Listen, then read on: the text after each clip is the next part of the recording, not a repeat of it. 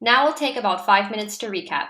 Let's take the time to reflect on the driving questions. Here are the driving questions. Pause the video if you want to take time to read. Let's look at the first question. Pause the video if needed.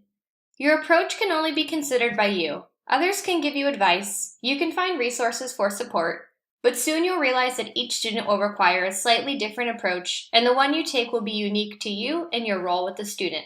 Know that students will come to you in time of need and times when they feel it's hard to succeed. Always be there for them in some way that they need. Remember to be a team player, value the team and recognize the individual, and practice servant leadership. Lead by serving and setting an example. Let's look at the second question. Pause the video if needed.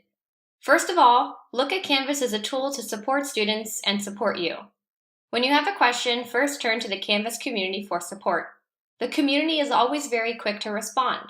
Explore Canvas and not only see what you can do with what you have, but consider how Canvas can be improved. Check and send the feature ideas in Canvas and see if a better idea has been created or if your idea is completely new. The more upvotes your idea gets, the better. Always consider how technology can be used to support student learning.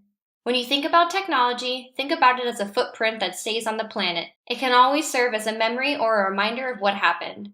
So always consider how technology can work for you. Remember to make it awesome. Leave fingerprints of excellence on everything you touch. Let's look at the final question. Pause the video if needed. Use your time wisely throughout the week. Save notes when you need to. I use the Notes tool on my Mac.